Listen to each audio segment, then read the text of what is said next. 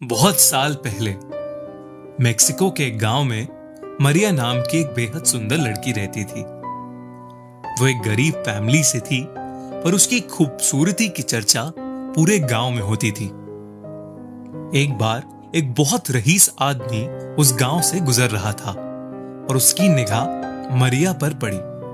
वो मरिया को देखते ही उसके प्यार में पड़ गया और उसने मरिया से शादी करने के लिए मन बना लिया। मरिया को भी वो आदमी पसंद आ गया और जब उसने मरिया से शादी करने के लिए पूछा तो वो तुरंत मान गई। शादी के बाद दोनों ने उसी गांव में अपना घर बसा लिया और खुशी खुशी रहने लगे। सब अच्छा चल रहा था और कुछ ही सालों में उनके 2 बच्चे भी हो गए। उस रईस आदमी को अक्सर काम के चलते घर से दूर जाना रहता था और इसी वजह से वो हर रोज घर नहीं आ पाता था। वक्त बीता और धीरे धीरे उस आदमी ने घर आना बंद कर दिया। काफी दिनों तक जब वो घर नहीं आया तब मरिया ने रो रो के अपनी हालत बहुत खराब कर ली। ऐसा लगता था कि उसके चेहरे पर वो आंसुओं के निशान गड़ गए हों और उसकी सारी खूबसूरती ढल गई हो। कुछ महीनों बाद मरिया को खबर मिली कि उसके पति ने किसी जवान लड़की से दूसरी शादी कर ली।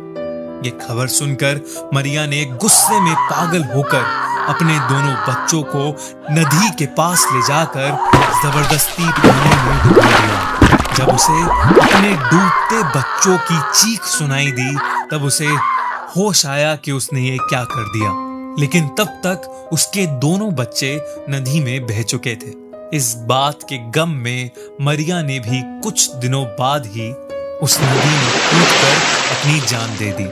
कहते हैं कि जब वो स्वर्ग के दरवाजे पर पहुंची तो उसे अंदर नहीं घुसने दिया और उससे कहा गया कि जब तक वो अपने बच्चों को ढूंढ नहीं लेती तब तक उसे मुक्ति नहीं मिलेगी। तब से मरिया मरे हुए और जिंदा लोगों की दुनिया के बीच में फंसकर अपने दोनों बच्चों की तलाश में यहाँ से वहां भटकती रहती है और उनके लिए रोती रहती है। ऐसी बहुत सारी कहानियों की माने तो जहां कहीं भी समुद्र होता है वहां देर रात मरिया के रोने की जोर जोर से आवाजें आती हैं और इसीलिए लोग उसे ला लोरोना या वीपिंग वुमेन बुलाते हैं। लोग कहते हैं कि रात में समुद्र के पास नहीं जाना चाहिए क्योंकि अगर कोई ला लोरोना को देख ले या उसे रोते हुए सुन ले तो उसका बुरा वक्त शुरू हो जाता है। इतना ही नहीं, उस इंसान की डरावनी मौत भी हो सकती है। और तो और अगर कोई बच्चा भूल के भी उसका रोना सुन ले तो वो उसे अपना बच्चा समझ के अपने साथ ले जाती है। वो पहले उससे माफी मांगती है, पर जब उसे पता चलता है कि वो उसका बच्चा नहीं है तो वो उसे समुद्र में डुबोकर मार देती है। एक ऐसा ही किस्सा मेक्सिको में रह रहे पेड्रो के साथ हुआ। एक बार वो और उसका छोटा भाई देर रात तक फुटबॉल खेल रहे थे और उनकी बॉल घर के पास वाली नदी में चली गई। वो दोनों बॉल लेने के लिए नदी के पास गए, तभी अचानक उन्हें किसी औरत के रोने की आवाज आने लगी।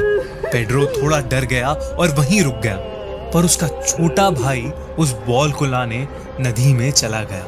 पेड्रो ने देखा कि उस नदी से सफेद गाउन में एक औरत निकल कर आ रही है और देखते ही देखते वो उसके भाई के पीछे आकर खड़ी हो गई। उस औरत ने पेड्रो के भाई को अपनी गोद में उठाया और उसे लेकर पानी के अंदर चली गई। पेड्रो ने घबराकर अपने भाई का नाम चिल्लाया, पर वहां कोई नहीं आया। तभी अचानक वो औरत पेड्रो के सामने आई और उसे पानी की तरफ तेजी से खींचा। वो घसीटता हुआ नदी के पास जा रहा था, लेकिन किसी तरह उसने उस औरत के हाथ पर जोर से एक पत्थर मारा और वहां से भाग निकला। उसने घर आकर पूरी बात अपने फादर को बताई तो वो बहुत घबरा गए। सारी रात पेड्रो के छोटे भाई को ढूंढा गया, पर वो कहीं नहीं मिला।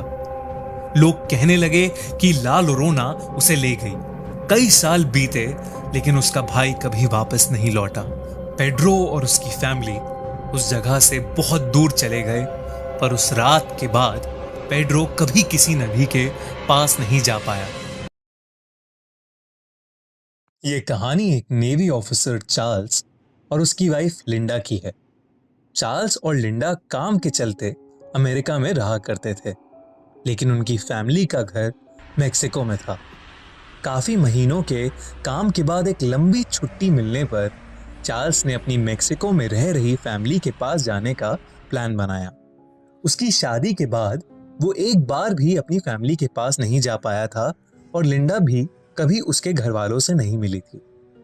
लिंडा की प्रेगनेंसी का 7वां महीना चल रहा था। चार्ल्स ने सोचा कि घर जाकर सबसे मिलने के साथ साथ लिंडा को घर वालों का प्यार और केयर भी मिल जाएगी। आफ्टर ऑल उनकी फैमिली का सबसे इम्पोर्टेंट मेंबर कुछ ही महीनों में उनकी फैमिली ज्वाइन करने वाला था। जब वो लोग मेक्सिको पहुंचे तो चार्ल्स की फैमिली ने लिंडा का बहुत प्यार से वेलकम किया और उसे खूब सारी मेक्सिकन डिशेस भी खिलाईं। लिंडा भी चार्ल्स की मॉम के साथ किचन के काम में हेल्प करवाने लगी। वो लोग खाना बनाते बनाते खूब बातें करते। लिंडा बहुत खुश थी कि वो यहाँ सभी घर वालों के साथ रह रही है। एक बार जब लिंडा किचन की तरफ आ रही थी तो उसकी नजर उनके घर के एक रूम पर गई, जिसका दरवाजा अपने आप खुल गया। लिंडा ने देखा कि वहां एक छोटी सी बच्ची दीवार की ओर मुंह करके बैठी है और दीवार पर कुछ स्क्रिबल कर रही है। लिंडा उसके थोड़ा पास गई तो अचानक उस बच्ची ने लिंडा को बहुत डरावनी नजर से देखा और लिंडा चीख उठी। उसकी आवाज सुनते ही सारे फैमिली मेंबर्स वहां आ गए और उन्होंने उससे बताया कि वो बच्ची चार्ल्स की बड़े भाई की बेटी है और दिमागी रूप से थोड़ी बीमार है, इसीलिए वो ऐसा बिहेव कर रही है। लिंडा बहुत घबरा गई थी और चार्ल्स उसे अपने कमरे में ले गया ताकि वो थोड़ा रेस्ट कर ले। चार्ल्स ने लिंडा को बताया कि उसकी भतीजी एक रोज घर से गायब हो गई थी। जब आसपास के लोगों ने उसे ढूंढा तो वो समुद्र के पास बेहोश पड़ी मिली। तभी से उसका दिमागी संतुलन बिगड़ा हुआ है और वो उल्टी सीधी हरकतें करती रहती है। लोग कहते हैं कि उसकी यह हालत ला यूरोना को देखने की वजह से हुई है। जब लिंडा ने चार्ल्स से ला यूरोना के बारे में पूछा तब उसने बताया कि वो मेक्सिको के समुद्र के किनारों में भटकती हुई एक आत्मा है जिसने गुस्से में अपने बच्चों को डुबोकर मार दिया था और अब दूसरे बच्चों को अपना बच्चा समझकर उन्हें अपने साथ ले जाना चाहती है। चार्ल्स लिंडा को ला यूरोना के बारे में बता ही रहा था कि किसी ने उसे बाहर बुला लिया। जब तक वो लौटा लिंडा सो चुकी थी। चार्ल्स भी दिन भर की थकान के बाद लेट गया। देर रात में लिंडा को किसी औरत के रोने की आवाज सुनाई देने लगी और उसकी नींद खुल गई। रोने की आवाज धीरे धीरे तेज होने लगी। उसे ऐसा लगा जैसे वो औरत उसके करीब आ रही है। अचानक से उनके रूम के दरवाजे पर जोर से धम हुई और वो रोने की आवाज बंद हो गई। लिंडा पहले तो थोड़ा घबराई पर इस बात पर ज्यादा ध्यान न देकर वो वापस सो गई। अभी उसने आंखें बंद ही करी थीं कि कमरे में शीशे के पास पड़ा एक खिलौना बजने लगा। लिंडा ने जब उठकर उस खिलौने को बंद किया तो उसकी नजर शीशे पर गई। उसने देखा कि घर की खिड़की के पास एक औरत खड़ी है।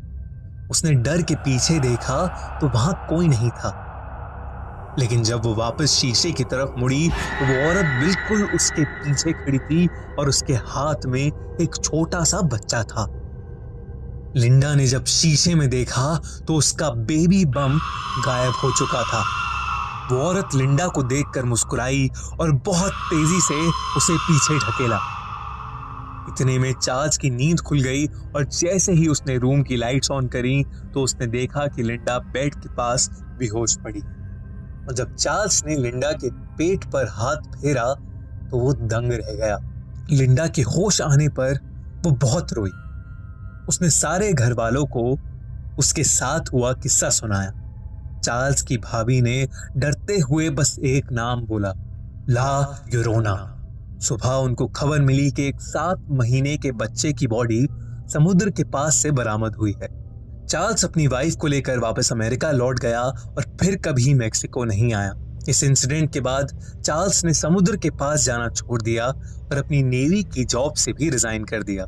चार्ल्स और लिंडा इस किस्से को भुलाकर अपने दोनों बच्चों के साथ खुशी खुशी अमेरिका में रह रहे थे। तभी एक दिन उनका बेटा अपने दोस्तों के साथ खेलते खेलते समुद्र के पास बॉल उठाने गया और उसे एक आवाज सुनाई दी।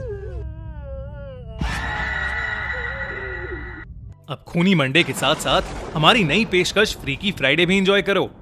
Check out our new exclusive horror story बिजुका the scarecrow only on our Spotify podcast the horror show by खूनी मंडे, लिंक इन डिस्क्रिप्शन। और अगर आपको ये वीडियो अच्छी लगी तो हमारा चैनल खूनी मंडे सब्सक्राइब करना बिल्कुल मत भूलना।